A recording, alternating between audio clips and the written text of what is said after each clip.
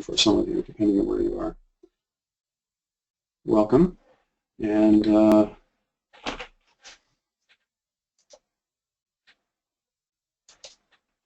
apologies, I had the wrong controller thing here.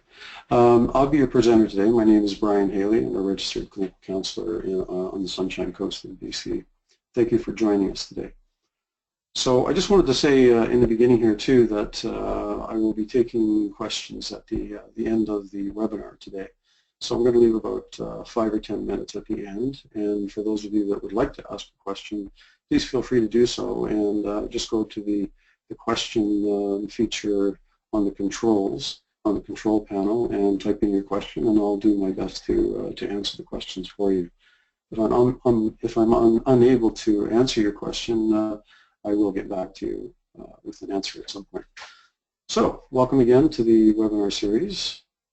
Today we're going to be talking about HeartMath, or the HeartMath Solution, primarily for relieving stress and anxiety, although HeartMath has numerous other benefits as well, and we'll be touching on those too as we go through this presentation.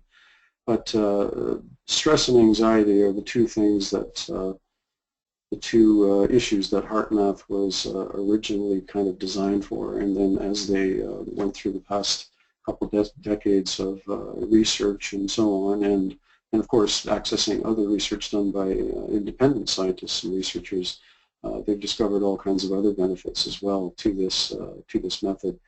And HeartMath involves a kind of a combination of techniques and also technology that we can all use as lay people to help us in terms of relieving stress and anxiety, and also gaining the other benefits that we'll touch on as we go through this.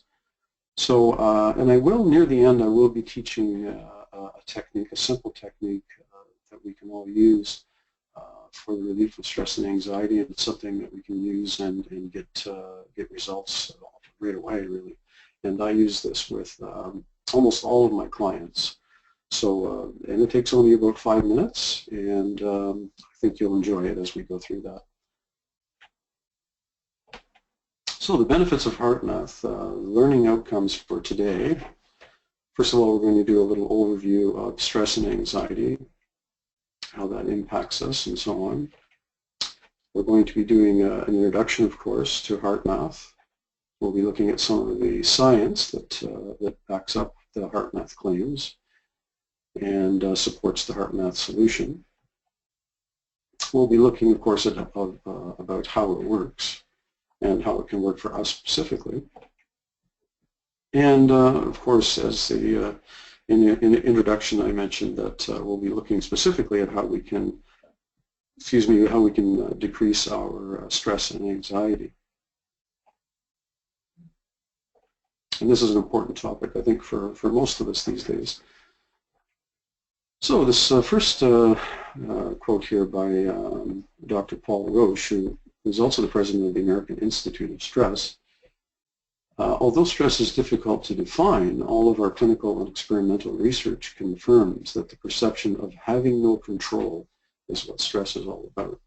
So it's that issue of control, or the feeling of being overwhelmed and losing control of our emotional world, our psychological world, and so on. And this is what the outcome or the result of all the stressors in our life is. Anxiety is frequently linked to the perception that things, like, for instance, the environment, other people, be our family, our co-workers, and so on, my feelings, my thoughts are not in my control. And this quote is from Doc Childra and Deborah Roseman, who wrote an excellent book, and I'll give the information on that at the end. Actually, 2 books. One is called Transforming Stress, and the other one is Transforming Anxiety. They came to the same conclusion, that it's about that control issue. And we'll elaborate on this concept as we go through the presentation. So in terms of studies, there's been lots of studies done, and I'll touch on these as we go through here. But there was a Harvard study that showed that people who live in a state of high anxiety are 4.5 times more likely to suffer sudden cardiac death than non-anxious individuals. Now, I don't do this as a scare tactic.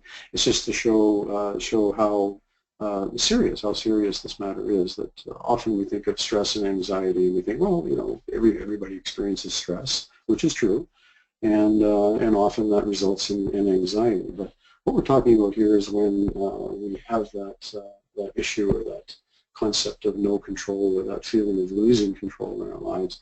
That's when we're starting to get into some dangerous territory. And even for some folks moving into kind of anxiety disorders, which certainly has a negative impact on not only our emotional world and our psychological world, but also on our physical health. Another study, and in fact an international study, revealed that people who are unable to effectively manage their stress have a 40% higher death rate than their non-stress counterparts. So these are two independent studies, again, just pointing out the seriousness of stress and anxiety on all aspects of our lives, and hopefully with the result that you know, we look at this in a serious way.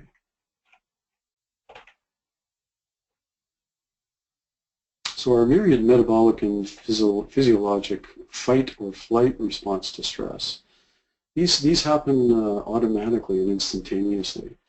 We don't even really, before our thinking brain actually even kicks in, our automatic brain, or the amygdala it's called, kicks in automatically, and we find ourselves in that fight or flight kind of response to stress. And this fact that this physiological kind of response happens automatically and instantaneously is a key point to remember here, because as we go through looking at the features of HeartMath and so on, we'll see how we can, with the HeartMath solution, how we can interject there, how we can break that automatic and instantaneous kind of response that's happening. So that's a big part of the power of HeartMath, actually. But there is a solution to this. There's a solution to the stress and the anxiety that we're experiencing.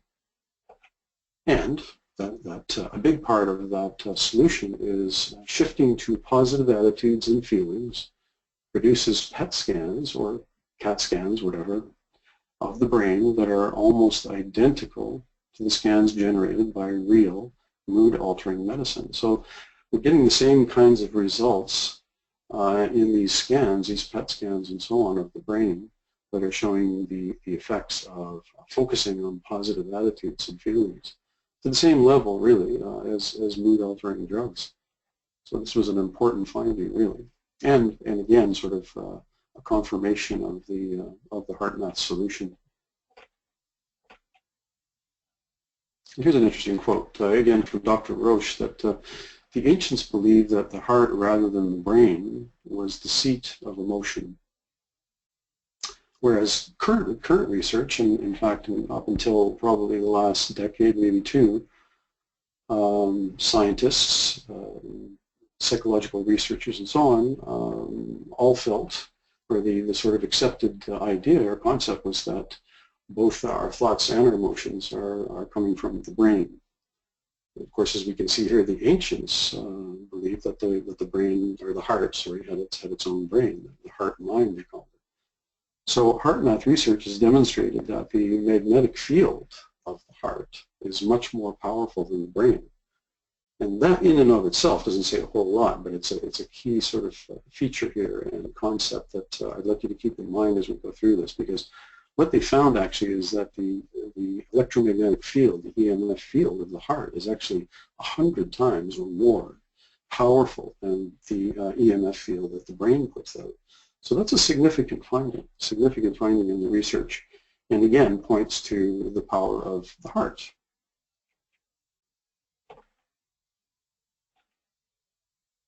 The HeartMath tools improve one's awareness of the relationship between thoughts, feelings, and our body, rather than working on the anxiety itself. So many techniques out there, which some of them are actually quite effective on dealing with anxiety and stress. Focus in on the anxiety itself directly, whereas HeartMath comes at it from looking at the source, really. What's going on here? What's causing this anxiety, and what's feeding the anxiety, even more importantly.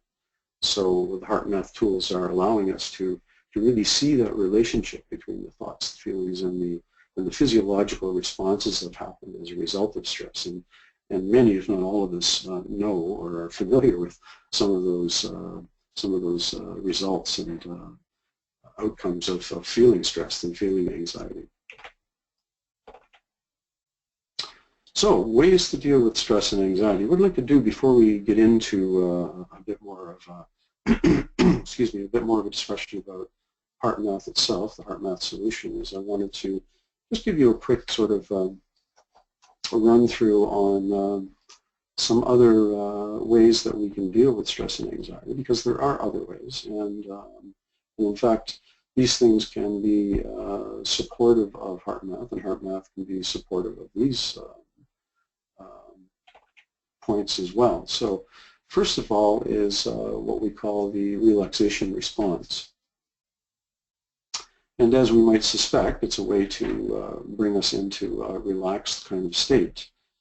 And as we might guess, this is kind of the opposite of stress and anxiety. So the relaxation response includes things like deep abdominal breathing, focusing on a soothing word such as peace or calm or ease.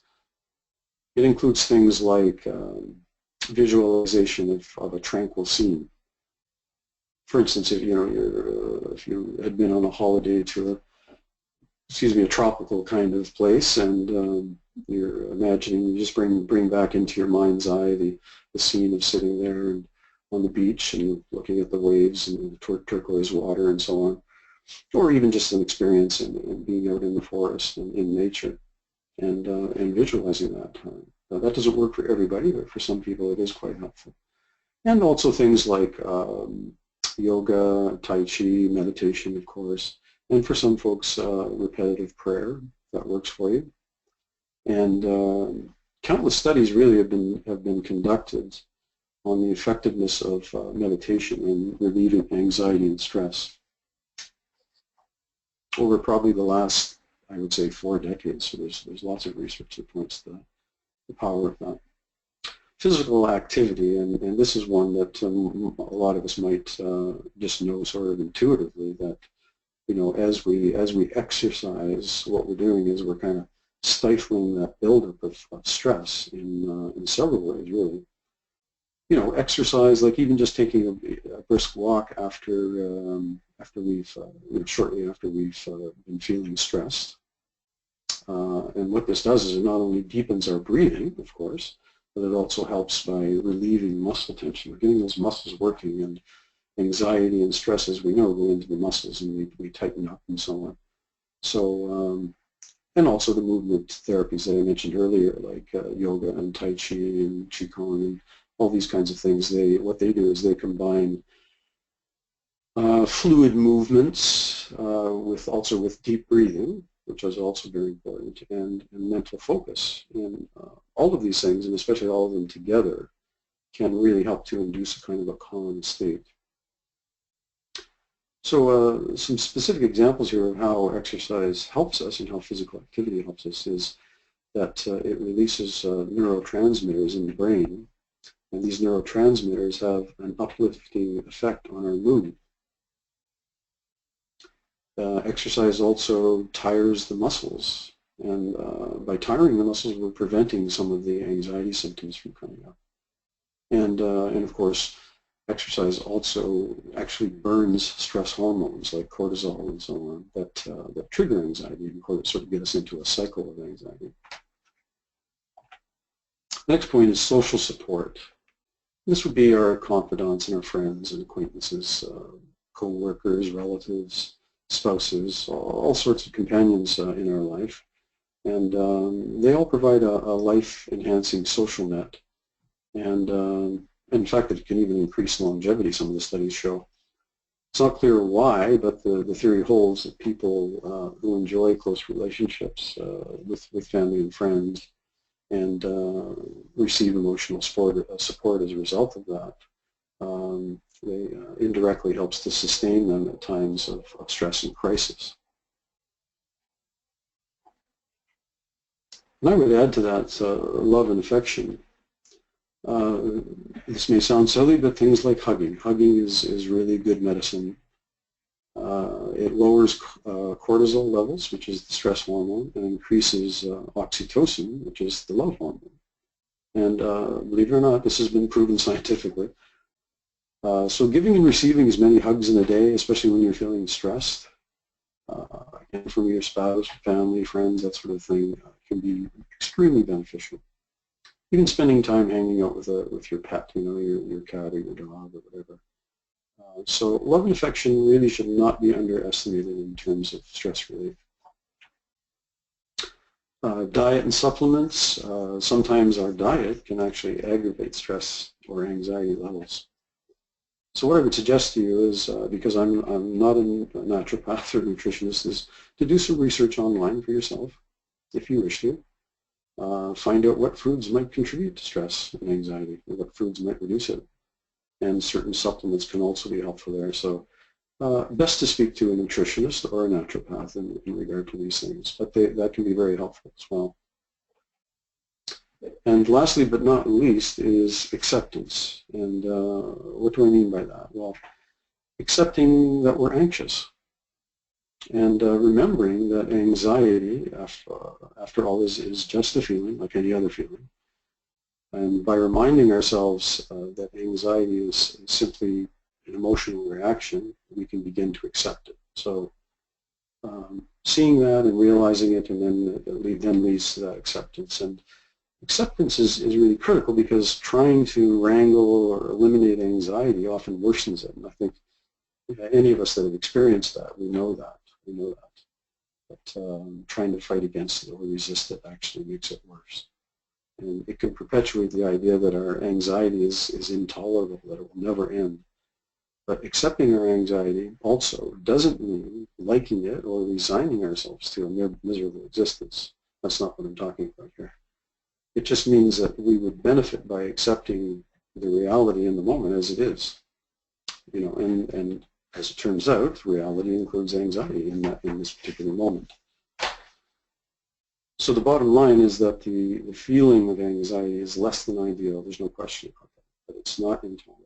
And like all feelings, all thoughts, and so on, it will pass at some point. So especially if we get to that place of acceptance and then employ some of these other things here, along with HeartMath, as we'll see.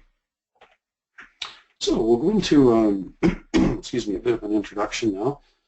Excuse me, I'm just going to have a sip of water. So an introduction to the HeartMath solution.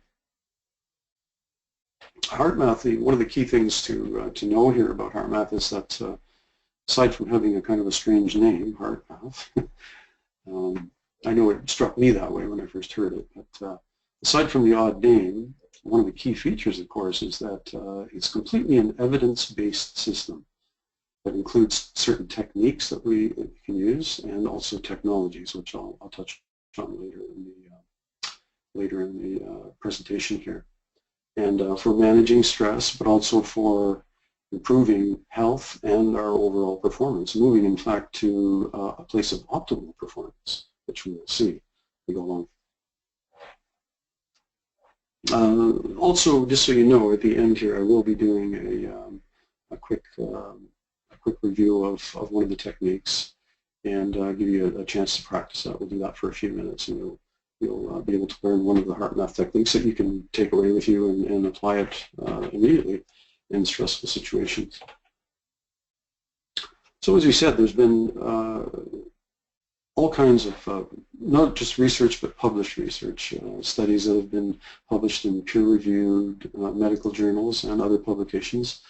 And of course, HeartMath themselves, they have been around for about, I think it's 25 years or so, and for the last 20 especially, they've been doing all kinds of studies, dozens of studies, on the effectiveness and the power of HeartMath as a solution for reducing stress and anxiety, but other health benefits as well, as we'll see.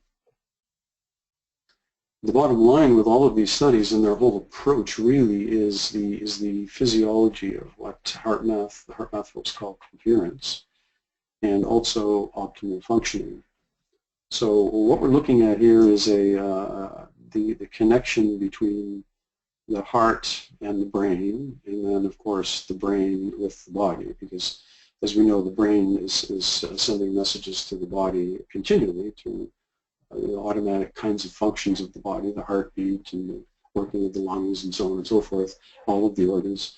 And what they've discovered, of course, is that the heart is sending messages to the brain, not just the brain to the heart. And this connection between heart, brain, and the rest of the body, and then also as well the impact of thoughts and emotions all tie into this overall sense of coherence. And what they mean by coherence is really just bringing balance to all of these aspects that we just mentioned. So both the tools and the techniques of HeartMath help us to create coherence. Excuse me. So a state of coherence, or sorry, a state of synchronization between heart, brain, nervous system, and emotions. And this measurable physiological state is the foundation of optimal performance and health. So as we see in this diagram here with the rowers, they're all in synchronization, they're all rowing at the same time. And when we get that kind of a thing, and for anybody that's seen that on TV, you can see how smoothly the boat moves along and how in sync and harmonized really the rowers look when they're all in sync like that. And what this does, of course, is coherence creates a calm and lucid, energized kind of state. And this is how it's a little bit different than simply relaxation, a relaxation response, as we touched on earlier, because we can get into a coherent state even in the middle of activity because it energizes us. It both relaxes us and energizes us, which is an interesting kind of combination. So it can be used at times when we have to be active, when we're going into a meeting or we're going into some kind of activity where we have to be really calm, or we want to be calm and lucid, but also energized at the same time. So some of the studies show that coherence significantly improves health and well-being. As you can see, lots of studies done here. These are just a few of the ones that have been done. But coherence through the HeartMath Solution basically increases our ability to self-regulate. And what we're talking about here is really that ability to bring our emotions into a regulated kind of place where we're not being overwhelmed by our emotional world, we're not being overwhelmed by the stresses and the anxieties that we're experiencing, that we're in fact getting to a place of calmness and well-being, increased calmness and well-being, increased emotional stability. We're improving the hormonal balance. The main stress hormone, which is cortisol, comes down. And DHEA, which is what we call the happy hormone, increases. So we're bringing a quite important balance back to the hormonal system, in that, of course, by bringing that balance, we're reducing anxiety and stress and increasing our ability to focus.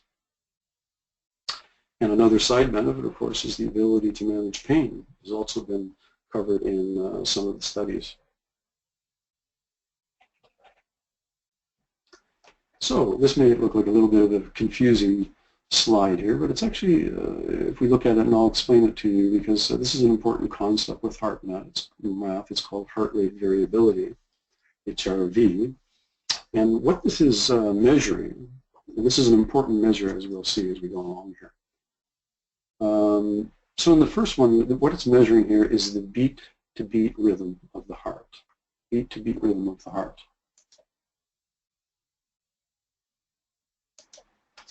So from this peak to this peak, we can see that it's 0.859 seconds. And what that comes out to is if this was to repeat over and over again, it would come out to 70 beats per minute. This one is a little bit lower, so that would come out to 76 beats per minute. And lower again would be 83 beats per minute.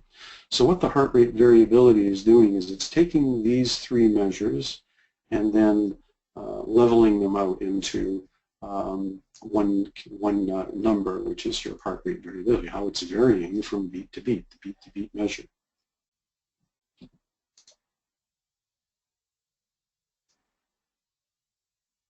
And we'll see how that's important as we go along here.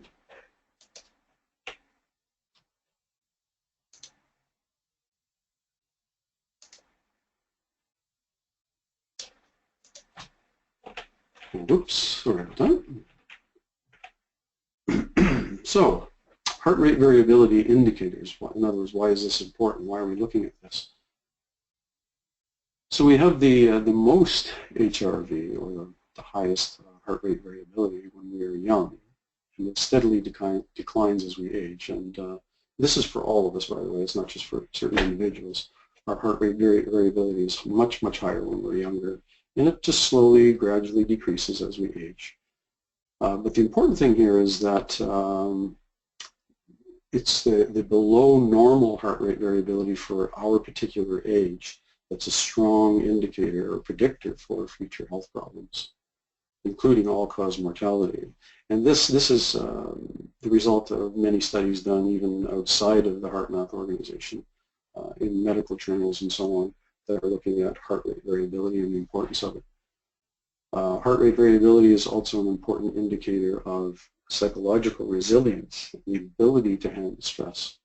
So the more we get into the heart rate variability range of our particular age, and we get a nice smooth sine wave, which we'll see in a few minutes here, that's an indicator of our ability to be resilient, psychologically and emotionally resilient, and to handle stressors and anxiety in our life. And we can get to this place through the practice of the HeartMath techniques and also using the technology too. And using them both together actually is even better results.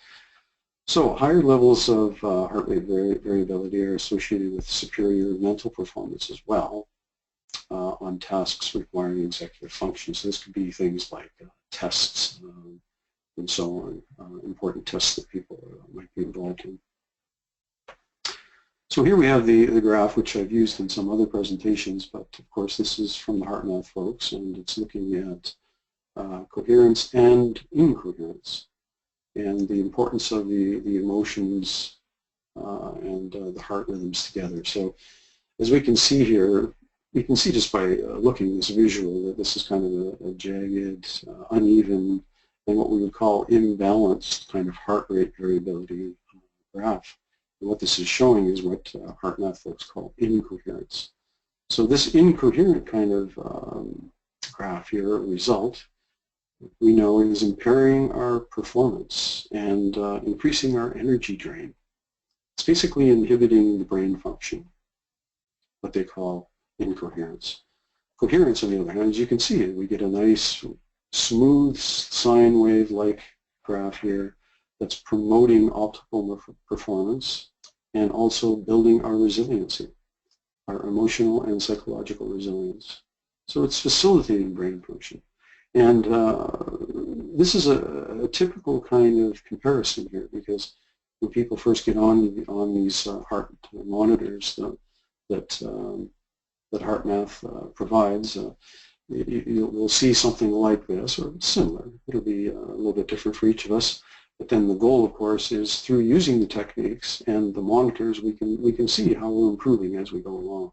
When we're getting into this kind of a place here on a regular, consistent kind of basis, then we're definitely feeling the results of doing those exercises.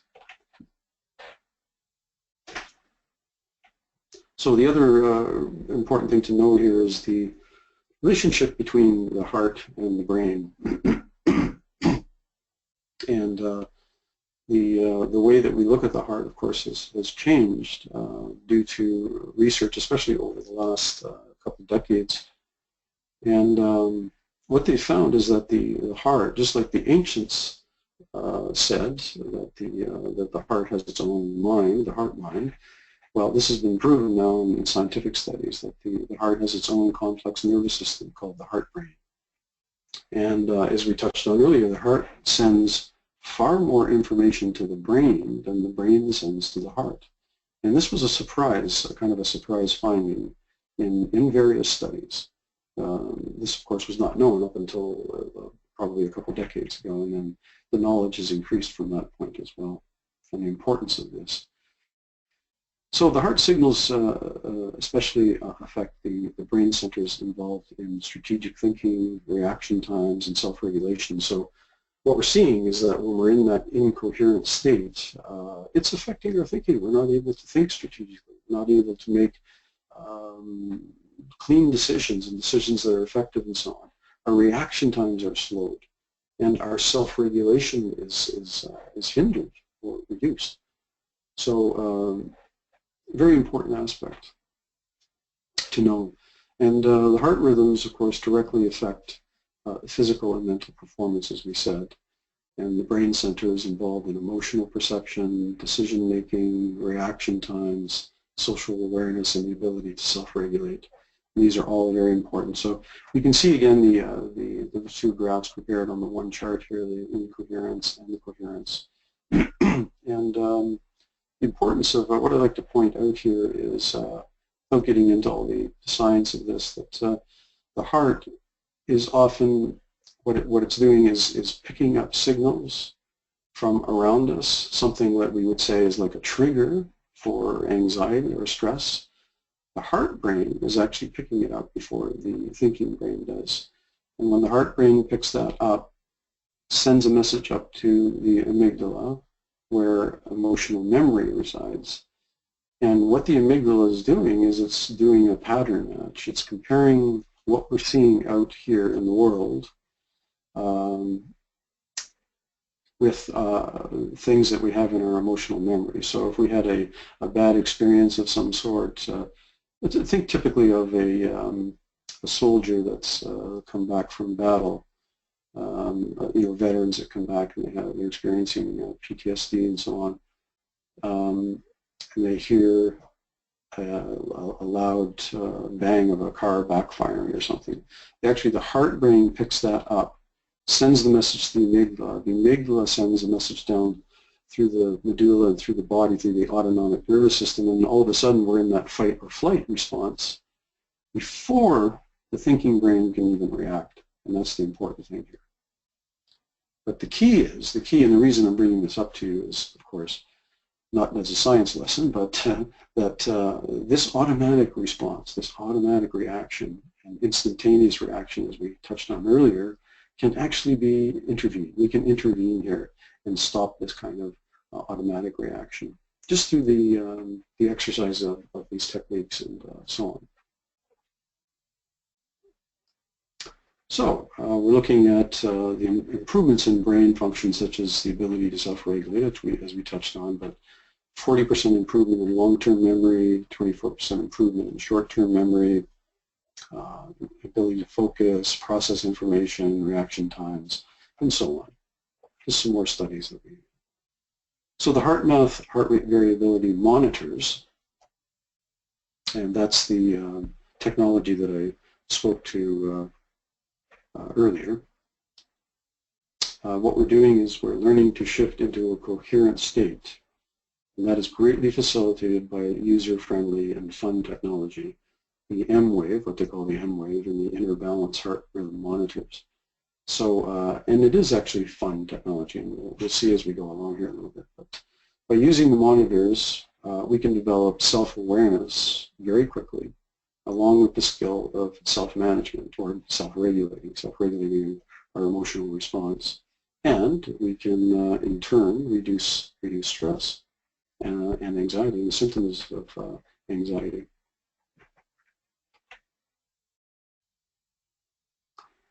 So, as we said earlier, we know that there is a profound link now, because of all the research that's been done between emotions, stress, and coherence. Emotions underpin the influence health, cognitive performance, and overall well-being. And I would add to that the sense of, or the feeling of well-being. This is what I've noted in using these techniques and tools, and also with my clients. And I've worked with clients, many clients that are experiencing anxiety and stress, and to the point where it's getting overwhelming and prohibitive in terms of just living their life and so on, in what we would call a quote-unquote average or normal way. And so just by using these techniques and technology, we get to a place of that managing of the emotions, the self-regulating, and also just an overall feeling of well-being. Stress reduction is key to improving health and well-being. And that's just kind of a almost an intuitive sense that most of us would realize, really. But as we said earlier, relaxation alone is not enough. It does help, but it's not enough.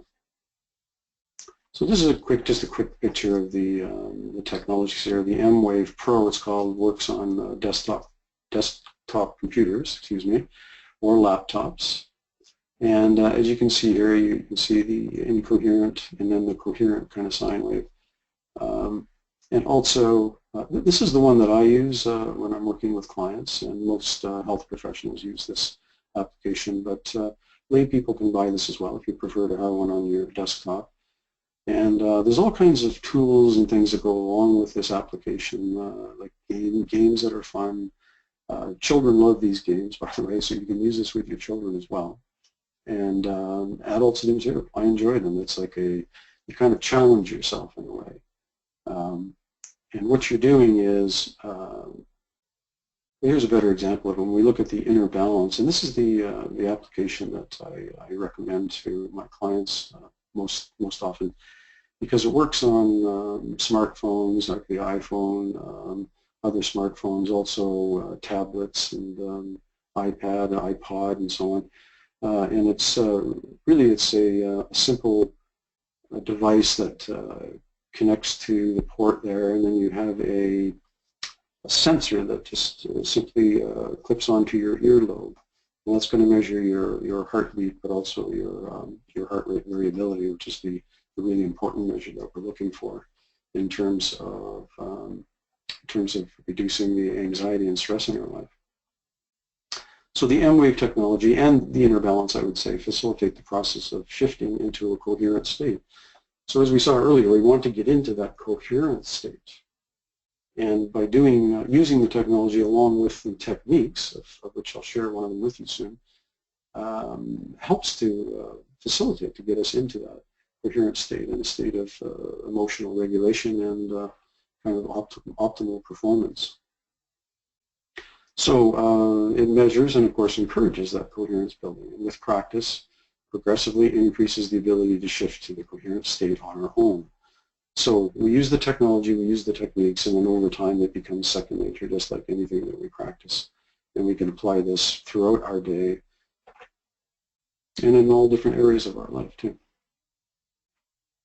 So the M-Wave technology, or the inner balance as well, improve physical, mental, emotional balance, intuitive decision making, increases our energy levels, improves mental acuity, problem solving skills, quickly stabilize and maintain balance in stress-charged situations, and prepares and us to be coherent before engaging in potentially stressful situations, such as going into meetings or a difficult phone call that you might have to make, or a presentation like this presentation today. I did HeartMath before I started, and I always do.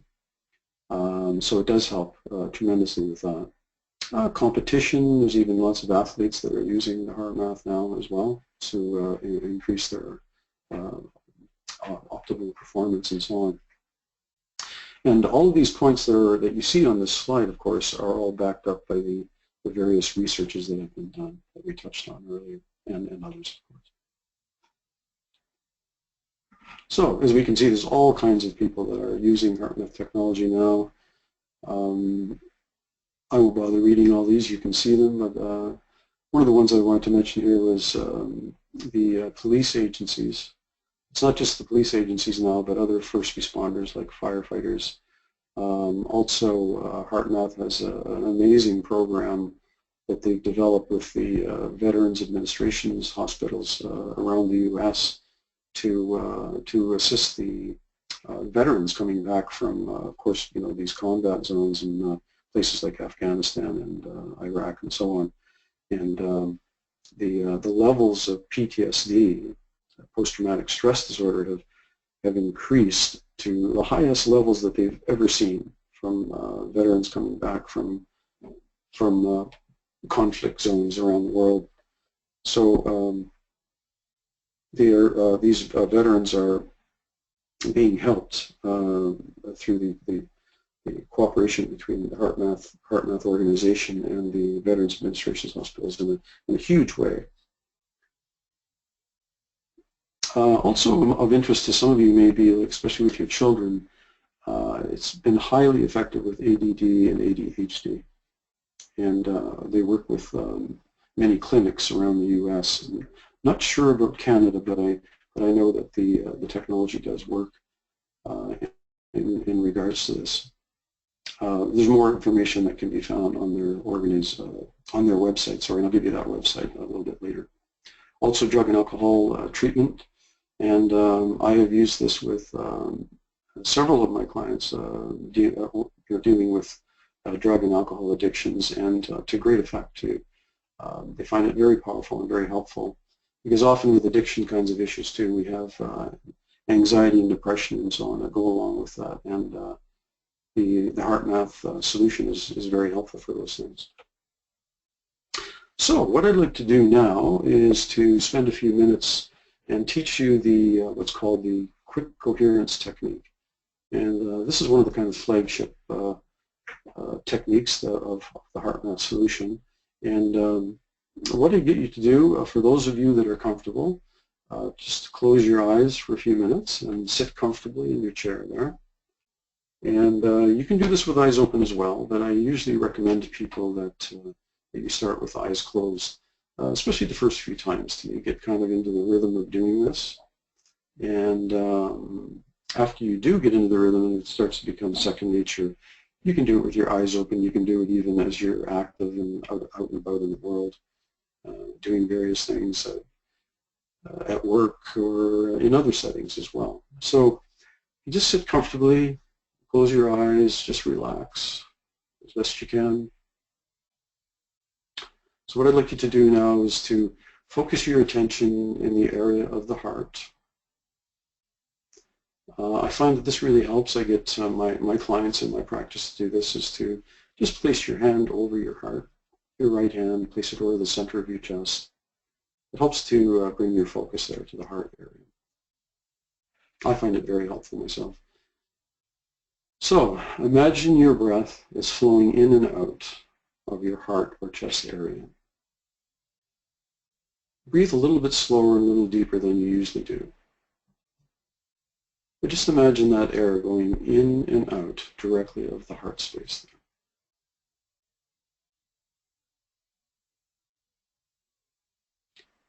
And if you can, this is a suggestion, if you can, inhale for 5 seconds and exhale for 5 seconds. So you just count to yourself, to count of 5, breathing in and out.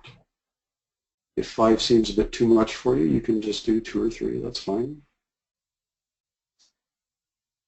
Whatever's comfortable for you. So just continue to do that for a minute or so. Imagining the air going in and out. To count of 5 on the in-breath and the out-breath. Keeping your focus on the heart center.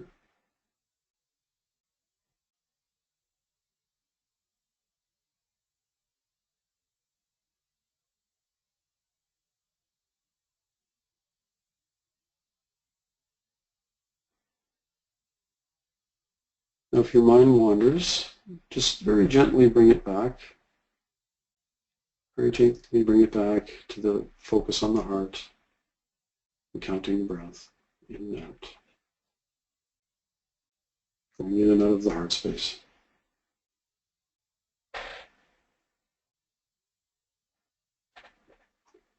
Now, as best you can, carry on with what you're doing, but at the same time, make a sincere attempt to experience a positive feeling, such as appreciation, or gratitude, or care for someone or something in your life.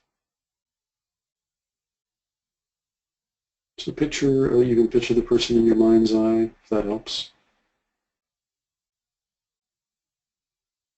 So what we're trying to do here, really, what's really the key here is to re-experience the actual feeling of gratitude, the actual feeling of, if gratitude is hard for you to bring up, it can be something like a love for somebody that you have, or a special pet, a special place even, an accomplishment in your life.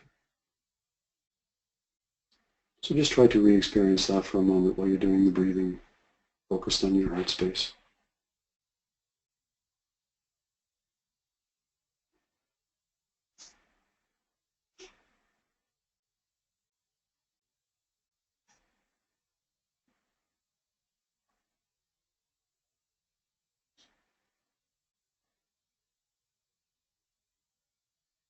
If you find this difficult, then you can try focusing on just a feeling or a sense of ease or calm as well. That works just as well.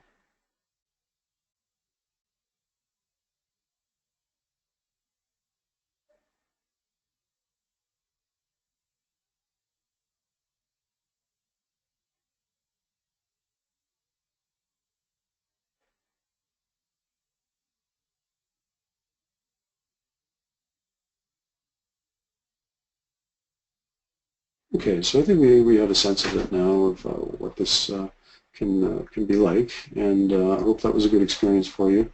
What I suggest to my clients, and I suggest to you, is that if you would like to experience this and try it in your life, is to do it for 5 minutes, at least a couple times a day, as a kind of a regular practice. So, kind of first thing in the morning or before you start your day.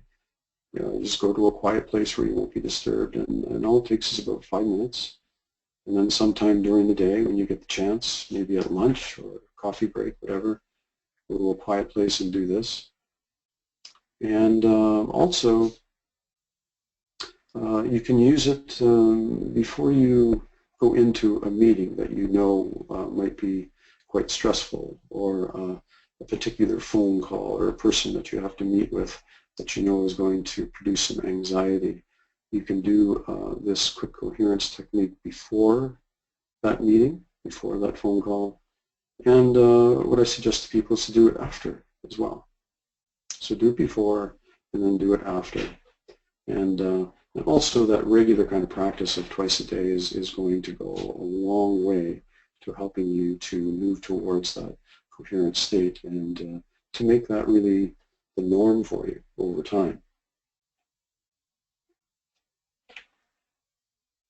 Okay, so just a reminder of some of the things that HeartMath helps with. We've touched mostly on stress and anxiety, but it also helps physical issues as well, like cardiac problems, pain management, addictions and recovery, which we touched on. Cancer, it's been very effective. Not so much with the illness itself, although that has shown some results, but it's more to do with the anxiety and the stress and sometimes depression that people, as we might suspect, experience when they receive a serious diagnosis like that. But it can be very, very helpful for that, for cancer patients, along with some of the other things that we've mentioned that help reduce stress and anxiety. And of course, some of the other things that we've seen here, ADD, ADHD, trauma, and PTSD, and so on. Yeah, so we will be sending you, I'll be sending you a brochure as well through Lamar at Humanicare. He'll be sending this out to all of the participants. And this will just give you a little more information about HeartMath and so on for those of you that are interested. And if for those of you that would like to do a little more digging and research, you can go to the HeartMath site, heartmath.org, and there are free articles and videos, techniques that are there for you. And you can also go to, if you're interested in looking at purchasing one of these books, or other books that they have and so on, or the technology as well, like the Inner Balance, to help you with to do these techniques and so on, you can go to heartmath.com. So what I'd like to do at this time is, if there's any questions at all. If anybody has any questions, please feel free to push on the click on the question button in your control panel there, and feel free to type in a question, and I will do my best to answer it.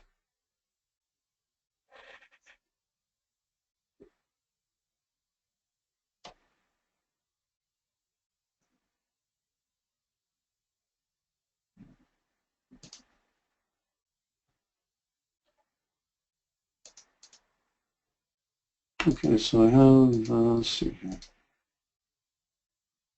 Best way to introduce to children age 8. Well, the best way to, thank you for that question. I think that's Lisa that asked that question. The best way to introduce to children, especially age 8, is there's all kinds of resources on the HeartMath.org website that I just pointed out. Free articles, and also specifically there are several free techniques and how we would do those techniques with children, especially in different age groups. And so you just look on the website and dig around, and you will find these techniques that are specifically geared for children, because they're more like they're designed like a game. And most children just love these games. They get right into the spirit of it, and they love being challenged and so on, because it's a fun game for them, but it's also very effective. It helps them to deal with their own anxiety and stress levels. So highly recommend it for children as well. So I guess that's the best way to answer the question, is to go to the website, and you can find the free resources there. Also, what I would add to that is, of course, the inner balance. If you decide to purchase an inner balance tool and application there for your smartphone or whatever, then you can have your children use that as well. That's another tool for you to use that way.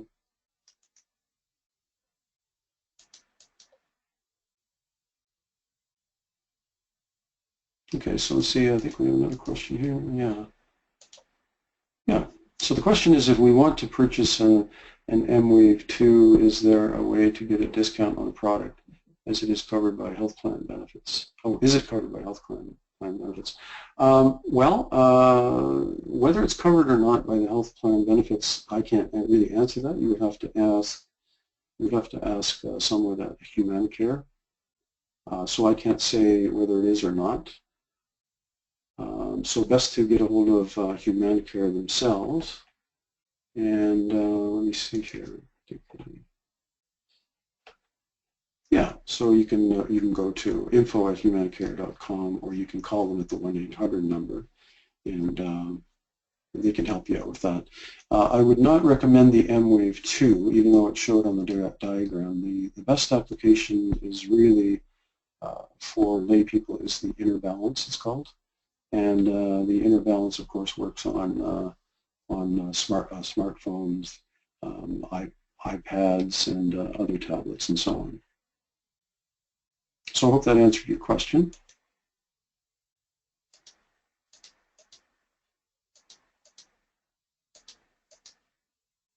Okay, we have another question here. Any idea if these tools are covered by work benefit plans? So another question of the same nature, so I hope I answered that for you as well there. Just please get a hold of HumanCare, and they'll be able to help you.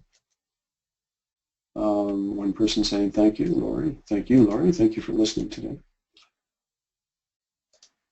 I think that's it. I think I've covered the questions here. Let me just go through one more time. If anybody else has a question, please feel free to type it in there now. Yeah, I guess that was it for that. So, okay, great. So, again, my name is Brian Haley. It's been a pleasure to present on HeartMath to you today. If you have any further questions, like some people do have, about whether benefits cover this or not, please get a hold of HumanCare, and they'll be able to help you out in that regard. Thank you very much for listening today, and bye for now.